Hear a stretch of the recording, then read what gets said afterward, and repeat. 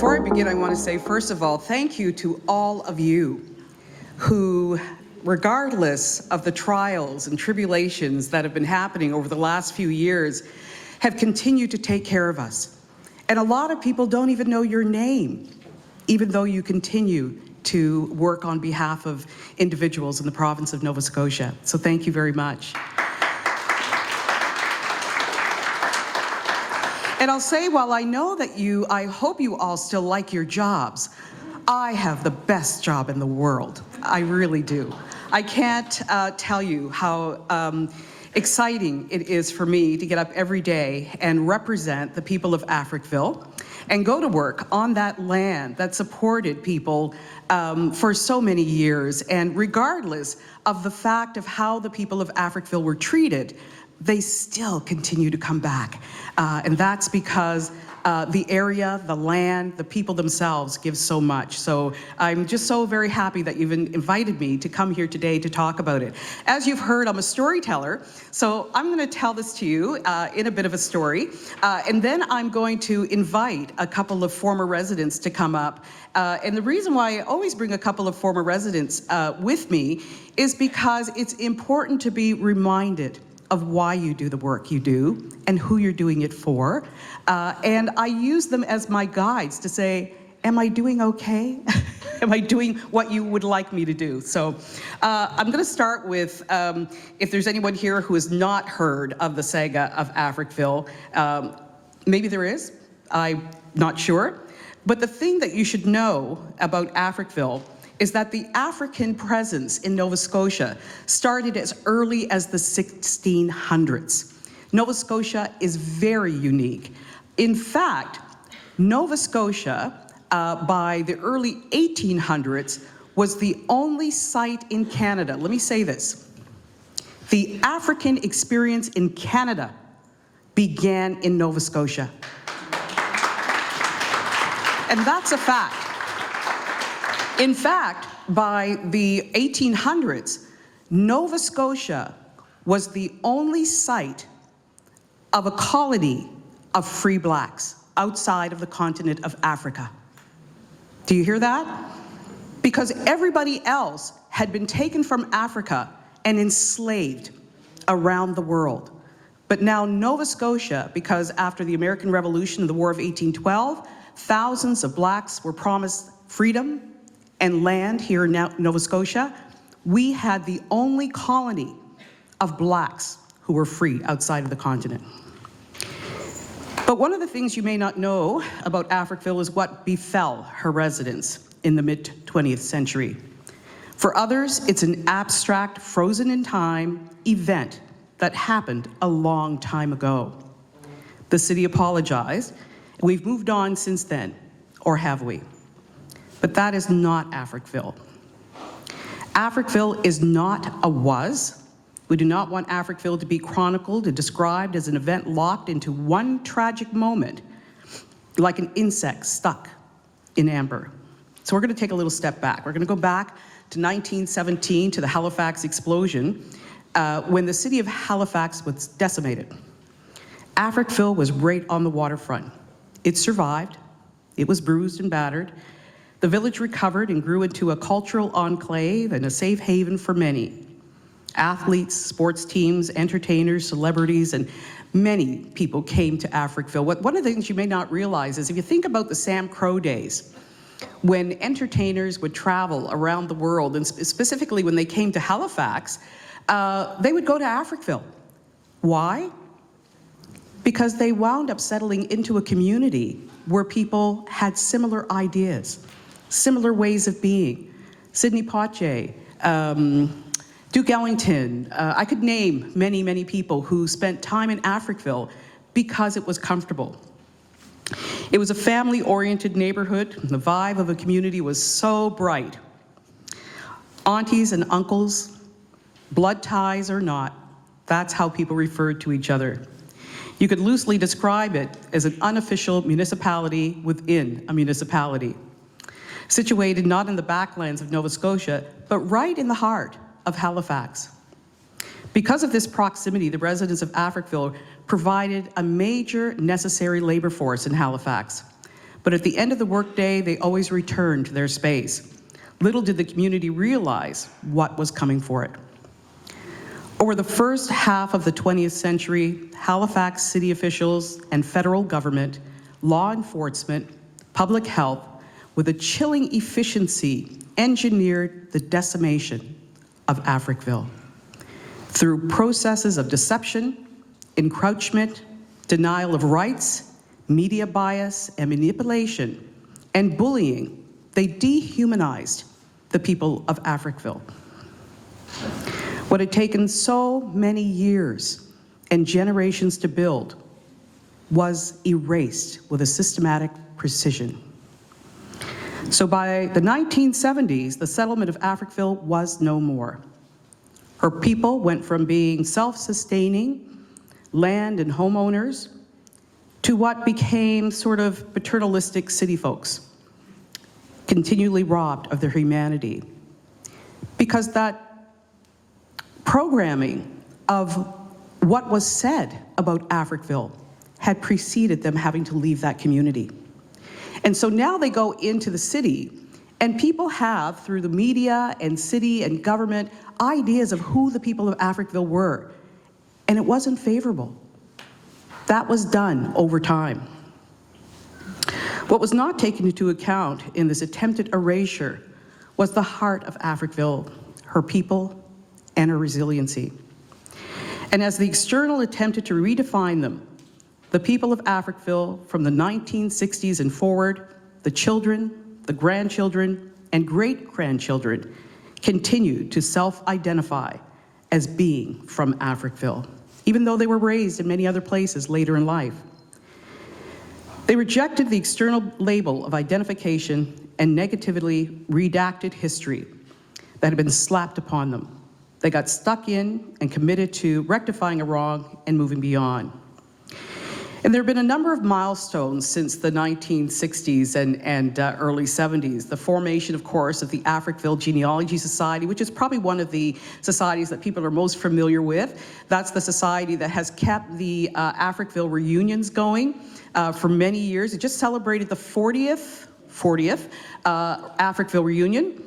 The designation of Africville as a National Historic Site. The construction of the replica of the church, the Africville Museum, which is my home today. That's where I go every day. The insurance of a national commemorative stamp, which we have one of the, what do we call you, models on the stamp with us today. Bernice is with us today. I think she's about 9 or 10 in the stamp photograph. But ageless, yes, ageless, you're right. Most importantly, the work that we do is not about the past. We want people to know that this is real. The people of Africville are real. And that there is always something that we can do. If we don't know about it, we can't stop these things from happening in the future. And that's what we want to share. I'm going to ask my two guests to come up. Bernice Arsenault. Bernice Arsenault is, as I said, on the Canada Post stamp that was released in 2014. It's one of her claims to fame, but one of her other claims to fame, of course, she worked for Bell Alliant for over 35 years. And also, Bernice is a 2-time breast cancer survivor. 22 years. And when I learned that, I started having the walk for breast cancer on the property of Africville. I think we've done it for 4 years. 4 years. And this year, I want you to keep your ears and eyes open for us, because this year we're going to do it in a really big way. One of the wonderful things of doing it in Africville is that for people who might have challenges, the path is made for you. There's a lot of places where you can sit down. This year we'll put a lot of other rest stations there. So it is great for people who might be going through treatments at the time or have other challenges. So we welcome you to Africville again this year for that walk. Beatrice Wilkins is part, thank you, Beatrice, is Best known as one of the singing West Sisters. The West Sisters traveled all over Nova Scotia and various parts of Atlantic Canada singing gospel. And you can actually go on the CBC archives and hear the West Sisters in their heyday. This year, because we had the largest reunion, Beatrice put together a new Africville choir, and it was fantastic. We had a praise concert on the land. I won't even say it was standing room because people, it was massive, lots of people. So I invite them, you guys can have a seat, and maybe if we could bring a mic up to them, because at some point I'm gonna ask them a few questions. So we're continually looking at how do we communicate with not just our own province, which we do on a monthly basis, but how do we communicate with people around the world and explain to them and communicate and talk about and share what's important about the Africville story and how does that compare to what's going on in your province, in your country, in your land. And so we found all kinds of different ways of doing that. During the pandemic, because we couldn't invite people into the museum, I was like, how do we continue to keep things running? How do we continue to keep people thinking about us? When I first went to Africville, these guys used to tell me, I used to be there a lot alone. They would tell me all these ghost stories, and I would say, stop it. Because all of a sudden I'm listening to every little sound and going, where's that coming from? But I decided to capitalize on that during the pandemic. And I invited just a few former residents in to tell me their ghost stories. And then I took those stories and created a series called Africville Ghosts. Alderney Landing has the Ghost Festival every year. Has anyone ever been there? Yeah? So I got a yurt, and I called some of my friends who I work in film with. We lit the yurt to respond to the sounds and things that were happening in each story. We did 3 stories. Beatrice is one of the narrators. You might remember, does anybody know Walter Borden, the amazing, famous actor Walter Borden from Nova Scotia? Walter Borden is the series voice behind Africville Ghosts. We did it, it was tremendous, and then this year I decided, in partnership with NSGEU, we were going to animate those pieces, and they go all over the world. So we're talking about equity and inclusion, and I'd love for the ladies to talk to you about some of the things that made the people of Africville feel less than other tax-paying citizens, and their stories are deep, they're honest, and I'll get Beatrice maybe to start. Testing? Oh, I'm on. Well, as she said, I grew up in Africville, but my mother had 15 kids, of which there's only 2 of us left. And in Africville, we had no amenities. Fire, ambulance, police would not come out to Africville. So for her 15th child, that was born in 1957, who just passed this April, 66, she had to cut her own umbilical cord, dress the baby, dress herself, walk down a hill over 6 sets of tracks. Fortunately, the cops would come out and patrol the dump that they gave us. So she got into the cop car. They drove her to the Halifax Infirmary. Some of you may remember that. And she handed the baby to the nurse just in time for her to get on the stretcher for the placenta to come. That was, and I watched this. I used to hide a lot out of the closet, see the closet door, and I would watch her do that. And that was amazing to me, awful for us in the community because fire, ambulance refused to come. And to this day, if you come out to Africville, if you come down towards the port, you'll see Bain Street, McIntosh Street, and Forster Street. Well, Bernice and I lived on Forster Street. They took that portion of Forster Street to all the way where the museum is, up towards the new bridge, and displaced us. They didn't relocate us. Because with relocation, we thought we would all be together. But no, looking back, I say thank God that they had Mulgrave Park. Because a lot of us went to Mulgrave Park, which is still there today. Because where the rest of them went to Uniacke Square, that wasn't even completed till 1967.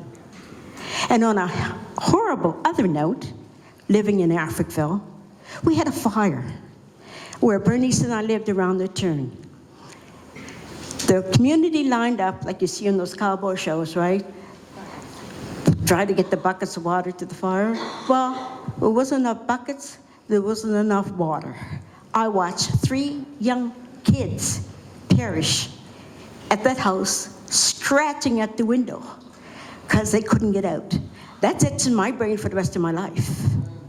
But just to tell you how miserably they treated us. 1948, they promised them homeowners water and sewage.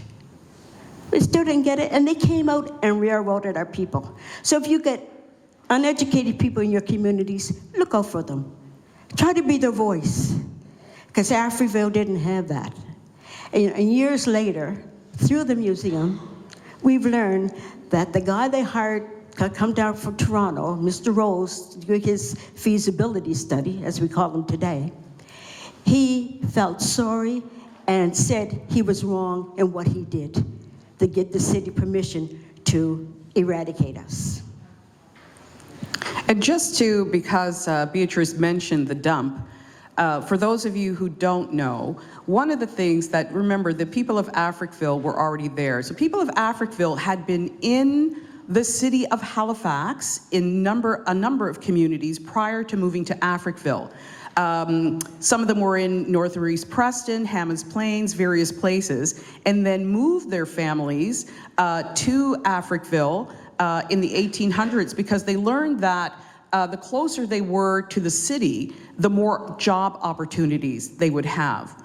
But I want you to know that when that community began, none of those things that eventually became part of the community were there. So the train tracks came after the houses were already there, and I encourage you all to take a look at some photographs and challenge yourself in thinking about how you would feel, because these train tracks were practically on the doorsteps of a lot of people, especially, you know, if you had a 3 or a 4-year-old child living in your home, how that might feel. The dump, you know, came after people were already there, and that dump had so many toxic things put into it, things from the garbage from the infectious disease hospital, PCBs for industry, all kinds of things. In fact, most recently, engineers, you may notice that the new port security building was just built.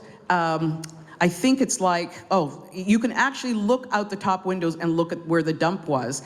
And they said it would take 300 years for the contaminants to cease on that land. You might have also noticed, for those of you who are in and around Halifax, that it hasn't stopped. There's a 25-acre infill off of Africville, which is contaminated materials, old building materials that were dumped in the water off Africville. So it continues. And just on a note, a lot of your professions did not come to Africville. Nurses, social workers. So I was born through my mother, with the help of her mother-in-law, taught her midwifery. Okay, I'm going to talk about the snow. We had lots of snow out in Africville, and I mean, you see what you get out there? We had twice as much. And in order for us to go to school, my mother and Beatrice's mother worked in the city. We called them the Trailblazers, and they would literally make a path from Africville up to North Street, well, up to the top of Gaudian Street. My mother worked at STAD, Beatrice's mother worked at the VG, okay? But before they could go out, and we had a big snowstorm, there was so much snow outside the door, we had to open a window, put a child out, and let the child close out before they can get out. So can you imagine if we had a fire? We wouldn't have got out. And same, the city didn't come, they didn't come and plow us out. We had to dig our way out, you know? And like Beatrice said with the water, we grew up on the well, you know? And I love city water? No. Because as soon as I came in, I tasted chlorine, okay? But we were a thriving community because we would go fishing, and all the fish that we caught, we shared with the community. If we wanted lobster, scallops, crab, mussels, periwinkles, and any kind of fish, especially eels, we had all that, and that was all free. If you wanted a blueberry cake, muffins, strawberries, raspberries, blackberries, choke cherries, that was for the wine. And but anyway, that was all free. So, you know, and we had our own vegetable gardens. So we were a vibrant community. You know, who knows what we would have done out there if we were allowed to stay? What kind of business would we really have had? You know? So, like Beatrice says, we were displaced. And when we went to the city, it was like called starting all over again. You know? And we thank Mr. Rhodes for that. That's what it's really all about. Is it equitable? Here are people that had homes, had land, had spent many years. It takes time to build a community, but you can destroy it in a day. And that's what happened to Africville. So today, my role is changing the narrative. We can't change the history. We can't change what has happened, but we can change what we use, how we use what we have today. I talk about that infill being there. And people have spent the last 50 years wanting the city to answer to, the apology happened, but people are no further ahead in terms of taking care of their families and thinking about what they lost. So I said, let's not cry about spilt milk anymore. Here's an infill. How can we use that to our advantage? Let's make some lemonade out of this lemon. And so we're currently in the process of building the Africville Marina and changing the narrative. I think about our relationship as Black people to water. It's not good. How we arrived in those countries outside of our land, it's not a great story. In fact, our life on water was always about survival. We were fishermen. We were people who used the water as a sustainability factor, but we want to change that. We want to change that and give people an opportunity to be in the livelihoods that are prosperous and fun for a change.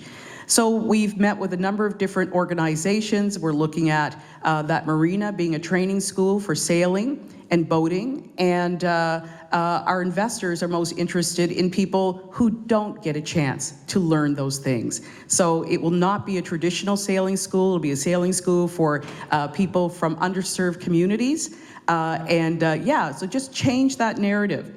Also, one of the things that happens is the museum can't be open 7 days a week. Most of the time I'm there by myself, and I'm very fortunate to have a number of volunteers who come in and help me as well. So it's not unusual to come in on a Monday morning and have a note on the door where people are so very disappointed that they made it there. So you need to know, if you've never been to the Africville Museum, there is still no transportation. It's a National Historic Site. There is no way to get there unless you have your own vehicle. I can't tell you how many times I've come to work and saw a very disappointed note on the door. And so 3.5 years ago, I thought, you know, what am I gonna do about this? We went to work with a young MFA student at Concordia University and created something called the Africville Audio Walking Tour. It took 3 years in the making. In fact, a couple of the people who were on that are no longer with us today. We were planning on launching it during the Africville reunion the end of July this year, because we wanted the people of Africville to be the first people to try it out. Unfortunately, it was the day of the flood. So we've never officially launched it, but I would like to play a little piece for you today, because what's important about this is that it is narrated by the people of Africville. It is their stories about specific pieces on the land in Africville. So the tour person will say to you in the beginning, we're not going to play that part, but in the beginning she'll say, this is where I want you to stand, and now you're going to take a right-hand turn down this path. And this is what used to happen on this, you know, where this, so I'm just going to play a little bit. I think it's the tracks, is that what we're going to play, or? Let's see if we can join it for a second here. Walk up the path to our left. Continue along and stop once you reach the fence at the end of the path. Scan the trees to your left. Do you see that big electrical tower sandwiched between Africville Road and Barrington Street? To the left of that tower and up the hill is a place we now call the Lookoff. You can view the entire community from the top of that hill. It used to be part of my neighborhood, which we call Up the Road. Many families lived up there around the upper track, and at the very top was the Basin View Home for Seniors, Rockhead Prison, and the prison farm. That hill was one of the entry points into and out of Africville, especially for school children and working folk. It was an important route for work, school, and childhood mischief. A lot of the women worked in Basin View Hospital. A lot of the women worked there. Actually, that was a good spot for them. They only had to walk up the hill, right? My mom was a domestic, and then all through her working life, she did domestic, and she retired from the hospital as in housekeeping. Yeah, hardworking woman, as were many of the women from out home. My mother worked at the Victoria General Hospital in the city. And Beatrice's mother and my mother, they were trailblazers. My mother worked at Staticona, and she was a waitress.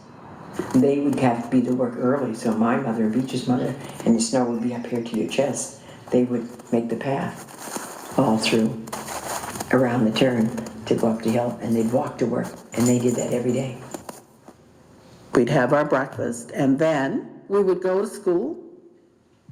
The younger kids there was a bus that came out. There were rules by the school that if you were a certain age, whether the bus was full or not, you couldn't get on the bus. Once you turned 13, I believe it was, you had to get off the bus and walk. And it was a little bit of a walk. We used to go to Mulgrave Park School, which is now called Highland Park, and walking up over that hill to get up to the school. And when we were coming home from school, we had to go through that area, right? And in the summertime, Charlie Gross would have big speakers up there, and he'd play old soul music, James Brown. But you hear that almost all over Africville, right? Because all of Africville was pretty well down below him, you know. So that's just a sample, and as people, you'll come to the park, there's a QR code, you put your camera over the QR code and put it on your phone and listen to it as you're walking around Seaview Park, Africville Park. So this is just one of the new offerings that we have to people. So just to give you an understanding, a lot of people will be at their hotels. They'll say, how do we get to Africville? And it's a short walk. Well, it's 25 minutes if you're fit. If you're fit. And it's a very dangerous walk because there are no sidewalks. There are lots of trucks headed to the port or now the new office going up and down there. And there have been many days when I've shut the door and locked the door and driven people back to their hotels or to another destination because I did not want to get home and see something bad had happened on the news that night. So it's very, very challenging. Again, changing the narrative, changing how we see our history, and looking for the advantages. I'm a lemonade maker all the way. When the pandemic hit, the former residents were so upset that they could not get together during the pandemic, and I was just trying to calm a few of them down. And I said, well, what would you do if you were together? And they said, well, we just want to talk, we just want to be together, I don't know if I'm going to see this person next year because people are aging. The landowners of Africville have mostly all passed away. And so these are the children of Africville. The babies. And so I said, well, and you get together and that's nice. And they said, and eat. And I said, oh, what would you eat? I can't remember what they told me, but I said, boy, that sounds like a really interesting. I said, send me that recipe. And they said, recipe? Who has a recipe? Because they were all just taught how to make things, and I realized that that was a deficit. And so really, as a gift to them, to say, we haven't forgotten you, I started the process of getting them to send me the recipes that they had, and to go back and think about some of the other things that they used to eat and send me those. So sometimes people had to actually try them out because they hadn't eaten them in so long or made them in years, and they'd be talking to each other about sharing recipes. It was fantastic.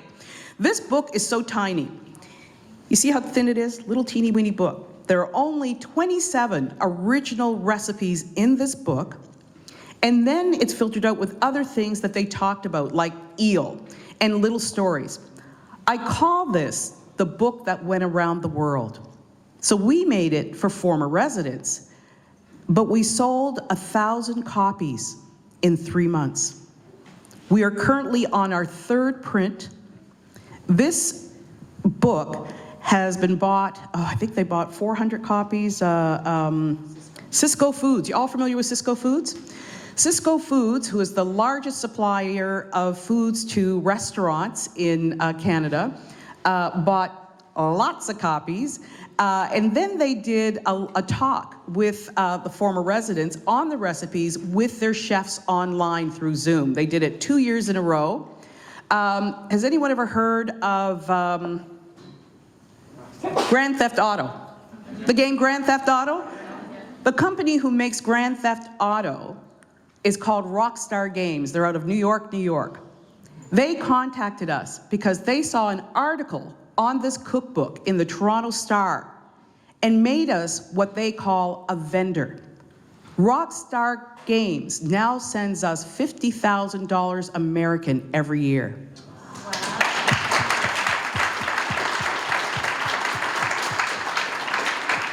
And I look at these things and I say, so what is it about this? They said it's educating.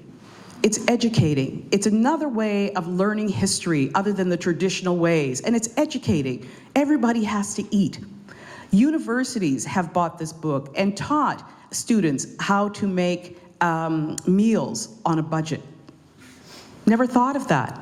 We did it for a different purpose. The book sells for $20, and the entire sales of it goes to our scholarship fund. The Africville Museum gives $5,000 a year to a descendant of Africville who is going to university. Always looking at how to change the narrative and moving forward. Is there anything else you guys want to say? And if you need us to come and do a demonstration, we're the chefs.